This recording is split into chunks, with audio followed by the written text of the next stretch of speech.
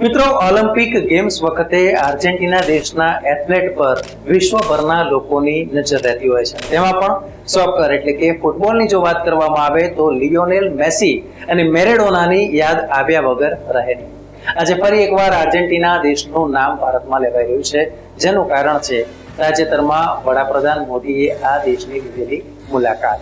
ત્યારે ભારત અને આર્જેન્ટિના વચ્ચેના સંબંધમાં શું ફેર પડશે, ભારત અને આર્જેન્ટિના વચ્ચે કેવા રહ્યા છે સંબંધ, તેની વાત કરવી છે આજના આ ખાસ એપિસોડમાં.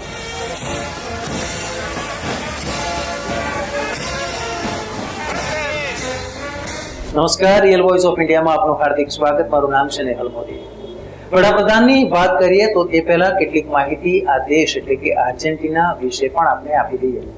20મી સદીનો એ ગાળો હતો કે જ્યારે 20મી સદીમાં આર્જેન્ટિનાએ એટલી બધી પતન સહન કરી હતી કે ઇતિહાસમાં તેનું બીજું ઉદાહરણ શોધવું એ ખૂબ જ મુશ્કેલ પડે. છેલ્લા 100 વર્ષમાં આ દેશ 7 વખત નાદાર થયો છે મિત્રો. અહીં 6 વખત બળવા થયા છે. આ દેશ કુદરતી સંસાધનોથી સમૃદ્ધ છે અને વિશ્વના સૌથી મહત્વપૂર્ણ ભૌગોલિક સ્થાન પર આવેલો છે. તેમ છતાં અસ્થિર આર્થિક નીતિઓએ તેને મુશ્કેલીમાં મૂક્યો છે. આમાં રાજકારણ, ભ્રષ્ટાચાર અને ફૂટબોલનો મોટો ફાળો છે. આર્જેન્ટિનાના વિશાળ ફળદ્રુપ મેદાનને પમ્પાસ કહેવામાં આવે છે. તે વિશ્વના સૌથી ફળદ્રુપ મેદાનોમાંના એક છે. યુરોપિયન દેશો પ્રથમ વિશ્વયુદ્ધમાં ફસાયેલા હતા ત્યારે ખેતી અને વ્યવસાય ઠપ થઈ ગયા હતા. આર્જેન્ટિના યુરોપમાં આ પરિસ્થિતિનો લાભ લીધો હતો. આર્જેન્ટિનાથી ઘઉં, માંસ અને ઊન મોટા પાયે યુરોપ મોકલવામાં આવતા. આર્જેન્ટિના વિશ્વનો અનાજ ભંડાર તરીકે જાણીતું બન્યું હતું. ત્યારે આર્જેન્ટિનામાં પૈસા આવ્યા ત્યારે યુરોપિયન કંપનીઓ ત્યાં આવી. તેમણે રેલવે લાઇન, રસ્તા, બંદરો વગેરે બનાવવામાં ઘણું રોકાણ કર્યું. બ્યુનોસ એર્સ, રોઝારિયો, કોર્ડોબા જેવા શહેરોએ યુરોપિયન શહેરો સાથે સ્પર્ધા કરવાનું શરૂ કર્યું. આ સમયગાળા દરમિયાન યુરોપથી લાખો ઇમિગ્રન્ટ્સ આર્જેન્ટિનામાં આવ્યા. આર્જેન્ટિનાની પ્રગતિ જોઈને ઘણા નિષ્ણાતો એવો પણ દાવો કરવા લાગ્યા કે આ દેશ અમેરિકાની સાથે આગામી મહાસત્તા બનશે. ઇતિહાસકારોના સંશોધન અનુસાર 1925માં આર્જેન્ટિનાનો GDP Canada, Britain, Spain, Italy જેવા યુરોપિયન દેશોની લગભગ સમાન હતો. આર્જેન્ટિના વિશ્વના સૌથી ધનિક દેશોમાંનો એક બની ગયો હતો, પરંતુ થોડા સમયમાં પરિસ્થિતિ બદલાવાની શરૂ થઈ ગઈ હતી. વાત આવે છે 1929ની. અમેરિકામાં મહામંદી આવી. આ મહામંદીએ વિશ્વ અર્થતંત્રને હચમચાવી દીધું. યુરોપ અને અમેરિકા પાસે ઓછા પૈસા હતા અને તેથી માંગમાં ઘટાડો થયો. આર્જેન્ટિનાને ઓછા ઓર્ડર મળવા લાગ્યા. વૈશ્વિક વેપાર ઠપ થવાને કારણે આર્જેન્ટિનાની કૃષિની નિકાસ અચાનક ઘટી ગઈ. ખેડૂતોની આવક ઘટી, બેરોજગારી વધી. જે લોકો સારું જીવન જીવવા માટે ટેવાયેલા હતા તેઓ સરકારથી ગુસ્સે થયા. આર્મી ચીફ જનરલ જોસ ફેલિક્સ ઉરીબુરુએ તેનો ફાયદો ઉઠાવ્યો. તેમણે રાષ્ટ્રપતિ હિપોલિટી યગ્રોનેની ધરપકડ કરીને રાષ્ટ્રપતિ મહેલ પર કબજો કર્યો. આ બળવામાં એક પણ ટીપું લોહી વહેવડાવવામાં આવ્યું નહીં. જોકે જનરલ ઉરીબુરુ પણ આર્જેન્ટિનામાં પરિસ્થિતિ સુધારવામાં અસમર્થ હતા. 1931માં જનરલે ચૂંટણીઓની જાહેરાત કરી. 1932માં આર્જેન્ટિનામાં નવી સરકારની રચના થઈ. જોકે શરૂ થયેલી બળવાની શ્રેણી ચાલુ જ રહી. 1930થી 1980ની વચ્ચે આર્જેન્ટિનામાં 6 લશ્કરી બળવા થયા. વારંવાર સરકાર બદલાઈ. આ અસ્થિરતાએ રોકાણકારોનો વિશ્વાસ નષ્ટ કર્યો. ઉદ્યોગ અને કૃષિને નુકસાન પહોંચ્યું. વિકાસ રૂંધાઈ ગયો. 1943માં લશ્કરી બળવા પછી આર્જેન્ટિના લશ્કરી કબજા હેઠળ હતું. લશ્કરી સરકારે 1944માં એડેલ મીરો ફેરેલને રાષ્ટ્રપતિ તરીકે નિયુક્ત કર્યા. જોકે વાસ્તવિક સત્તા જનરલ જુઆન પેરોન પાસે જ હતી. આર્જેન્ટિનાને મંદીમાંથી બચાવવા માટે પેરોને દેશને દુનિયાથી અલગ કરી દીધો. તેમણે સ્થાનિક ઉદ્યોગોને પ્રોત્સાહન આપવા માટે વિદેશી વેપાર અને ઊંચા કર પરના નિર્ણયો લીધા. આનાથી શરૂઆતમાં ફાયદા થયા. આર્જેન્ટિનાની અર્થવ્યવસ્થામાં તેજી આવી અને લોકોનું જીવન ધોરણ સુધર્યું. પરંતુ થોડા વર્ષોમાં આયાતમાં ઘટાડો થયો અને વિદેશી મૂડીના પ્રવાહને કારણે ફુગાવો અને નાણાકીય કટોકટી વધવા લાગી. જેમ જેમ નાણાકીય કટોકટી વધતી ગઈ તેમ તેમ દેશમાં પેરો વિરોધી વાતાવરણ ઊભું થયું અને આમ તેનો સામનો કરવા માટે તેમણે પ્રેસ પર પ્રતિબંધ લાદ્યા. ભારતમાં જેમ 1975માં ઇમરજન્સી લાદવામાં આવી હતી તેવી જ રીતે. એટલું જ નહીં, પેરોન ચર્ચની દુશ્મનાવટનો ભોગ બન્યા. પેરોને ચર્ચની શક્તિ ઘટાડવા માટે કેટલાક કાયદા બનાવ્યા હતા અને ચર્ચે પણ પેરોની ખુલ્લેઆમ ટીકા કરવાનું શરૂ કર્યું. કેથોલિક આર્જેન્ટિનામાં આ એક મુદ્દો બની ગયો હતો. શરૂઆતમાં સેના પેરોનની સાથે હતી, પરંતુ દેશમાં અસંતોષ વધતો ગયો ત્યારે સેનાએ પોતાને દૂર કરી દીધી. 1955ની વાત કરીએ. 1955માં સેનાએ ફરી એકવાર દેશમાં બળવો કર્યો. પેરોનના ગયા પછી આર્જેન્ટિનાના રાજકારણમાં અસ્થિરતાનો સમયગાળો શરૂ થઈ ગયો હતો. આગામી 2 દાયકા સુધી લોકશાહી પર ઘણા બળવા અને પ્રયાસો થયા. ત્યારે 1970ના દાયકામાં સરકારોએ સામાજિક કાર્યક્રમો માટે ખર્ચ વધાર્યો, વેતન વધાર્યું, દેવાની ચૂકવણી કરી, પરંતુ આવક ના વધી. ખર્ચને પહોંચી વળવા માટે સરકારોએ કેન્દ્રીય બેંકમાંથી મોટી માત્રામાં નોટો છાપવાનું શરૂ કર્યું. નોટોના સતત છાપકામનું પરિણામ 1989માં અતિ ફુગાવો હતો.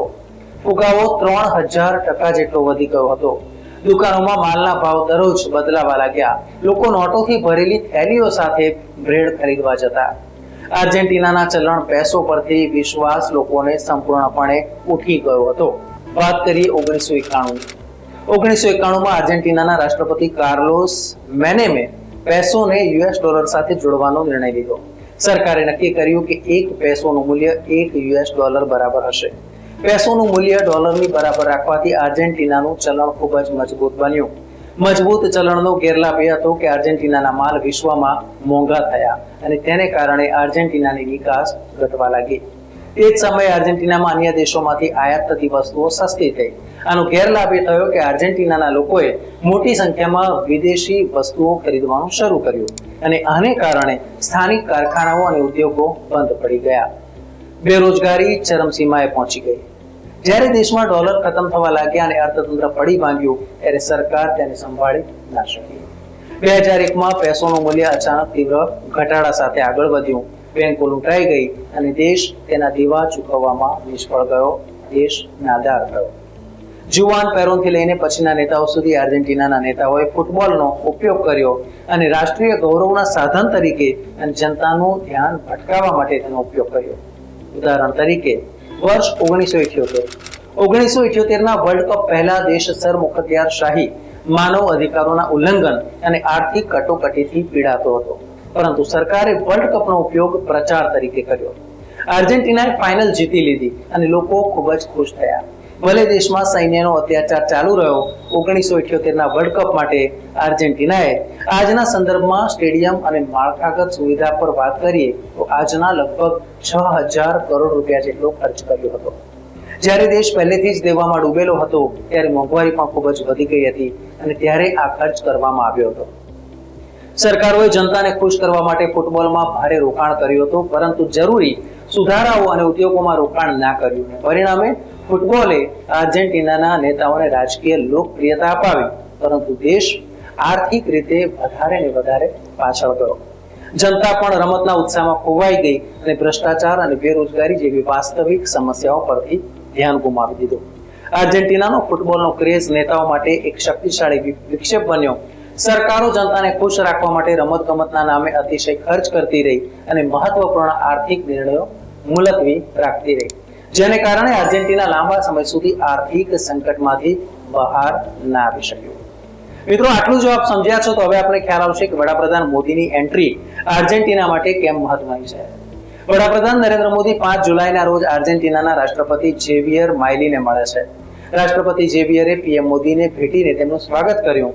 બંને નેતાઓએ બ્યુનોસ એર્સમાં પ્રતિનિધિ મંડળ સ્તરની વાતચીત કરી.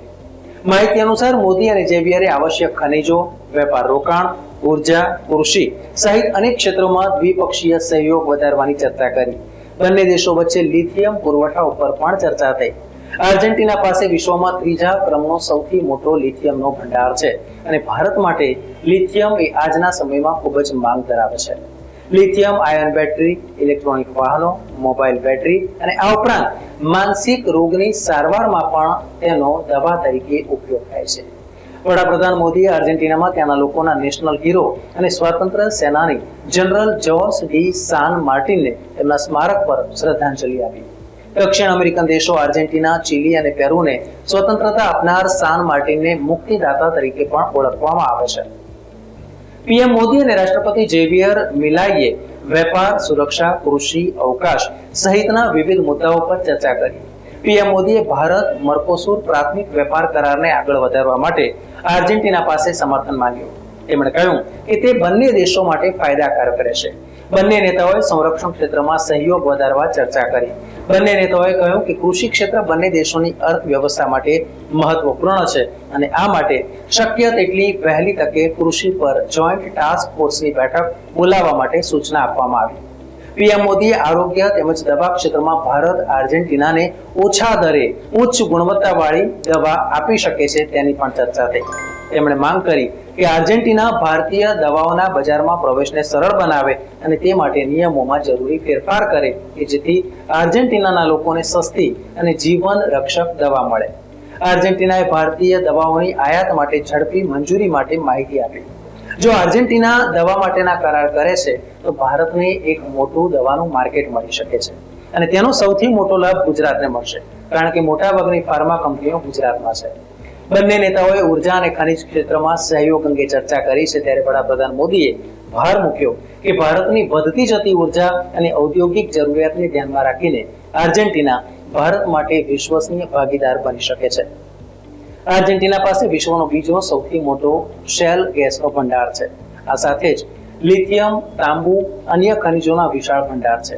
ભારતની સ્વચ્છ ઉર્જા અને ઔદ્યોગિક વિકાસની જરૂરિયાતને તે પૂર્ણ કરી શકે છે. કોલ ઇન્ડિયા લિમિટેડ અને કાબિલ જેવી ભારતીય કંપનીઓએ આર્જેન્ટિનામાં લિથિયમ ખાણકામ માટે 5 કરાર પર હસ્તાક્ષર કર્યા છે. ભારત અને આર્જેન્ટિના વચ્ચે અવકાશ ક્ષેત્રમાં મજબૂત ભાગીદારી છે. આર્જેન્ટિનાનો પહેલો ઉપગ્રહ 2007માં ભારતીય અવકાશ સંશોધન સંસ્થા ઇસરોએ કરી હતી અને તે રીતે તે લોન્ચ થયું હતું. બંને નેતાઓ આ સહયોગને વધારે મજબૂત બનાવવા માંગે છે. પહેલગામમાં તાજેતરમાં આતંકવાદી હુમલા પછી પીએમ મોદીએ રાષ્ટ્રપતિ મિલાઈનો આર્જેન્ટિના તરફથી મળેલા સમર્થન બદલ આભાર માન્યો હતો. બંને નેતાઓએ લોકશાહીના મૂલ્યો પર આધારિત ભાગીદારી પર ભાર મૂક્યો હતો. પીએમ મોદીએ રાષ્ટ્રપતિ મિલાઈને ભારતની આગેવાની હેઠળના ઇન્ટરનેશનલ બિગ કેટ એલાયન્સમાં જોડાવા પણ આમંત્રણ આપ્યું. મિત્રો, આપણે થશે કે આ બિગ કેટ એલાયન્સ એટલે શું? મિત્રો, બિગ કેટ એલાયન્સ એટલે સિંહ, વાઘ, જગુઆર જેવી 6 જે બિલાડી કુળની પ્રજાતિ છે તેના સંરક્ષણ અને સહયોગને તે પ્રોત્સાહન આપે છે. જી હા મિત્રો, જે વાઘ છે તેની વાત કરીએ કે પછી જગુઆરની વાત કરવામાં આવે તો તે બિલાડીની એક જાત છે. પીએમ મોદીએ ભારતની ડ્રોન દીદી પહેલ વિશે પણ વાત કરી હતી, જેમાં ગ્રામીણ મહિલાઓને ડ્રોન દ્વારા ખેતીમાં કઈ રીતે મદદ લેવામાં આવે છે તેની વાત કરી. ખાતર છંટકાવ અને જમીન સંરક્ષણ માટે અને સર્વેક્ષણ માટે ડ્રોનનો ઉપયોગ કરવામાં આવી રહ્યો છે તે પણ માહિતી પીરસવામાં આવી. આ ઉપરાંત પીએમએ ભારતની નોવિક સેટેલાઇટ સિસ્ટમ વિશે વાત કરી કે જે માછીમારોને એડવાન્સમાં માછલી શોધવામાં મદદ કરે છે. યુપીઆઈ સિસ્ટમ અને અર્થતંત્રની વાત કરવામાં આવે તો વડાપ્રધાન મોદીએ ભારતમાં જે UPI system unified payments interface system જે સફળ થઈ તેની પણ વાત કરી. તેમણે કહ્યું કે યુપીઆઈએ ભારતમાં ઉત્પાદકતામાં વધારો કર્યો છે. ખેડૂતો અને નાના વ્યવસાયો માટે પણ સૂક્ષ્મ ધિરાણ તેનાથી પ્રોત્સાહન મળ્યું છે. વડાપ્રધાન મોદી અહીં ત્યાં વસતા ભારતીયોને પણ મળ્યા હતા અને હોટલ પહોંચતા જ ભારતીય સમુદાયના લોકોએ તેમનું સ્વાગત કર્યું હતું. પીએમ બન્યા પછી મોદીની આર્જેન્ટિનાની આ બીજી મુલાકાત છે. ઉલ્લેખનીય છે કે અગાઉ વર્ષ 2018માં G20 સમિટમાં ભાગ લેવા માટે આર્જેન્ટિના વડાપ્રધાન મોદી ગયા હતા. અહીં આપણે જણાવવાનું કે આર્જેન્ટિના દેશની વસ્તી લગભગ 4.5 કરોડ છે અને અહીંની રાજધાની બ્યુનોસ એર્સ છે.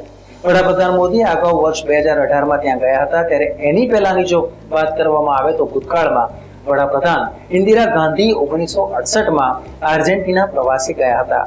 આ પૂર્વે 1924માં કવિવર રવિન્દ્રનાથ ઠાકુરને આર્જેન્ટિનાના એક જાહેર સમારોહમાં ભાગ લેવા માટે વિધિવત આમંત્રણ પ્રાપ્ત થયું હતું અને ત્યાં જ તેમણે પૂર્વી કાવ્ય સંગ્રહની રચના કરી હતી. ત્યારે એક વાત નક્કી છે, વડાપ્રધાન નરેન્દ્ર મોદીની આ મુલાકાતથી ફરી એકવાર ભારત આર્જેન્ટિનાના રાજકીય અને વ્યાપારિક સંબંધોને વધારે ગાઢ બનાવશે. ન્યૂઝ, વ્યૂઝ અને એનાલિસિસ માટે આપ જોતા રહો રિયલ વોઇસ ઓફ ઇન્ડિયા. ધન્યવાદ. મિત્રો, આપ યુટ્યુબ ઉપરાંત ફેસબુક, ઇન્સ્ટાગ્રામ, એક્સ સોશિયલ મીડિયાથી પણ અમારી સાથે કનેક્ટ રહી શકો છો. દેશ વિદેશના તમામ સમાચારો વાંચવા માટે અમારી વેબ પોર્ટલ rivoy.in ઓપન કરશો. ધન્યવાદ.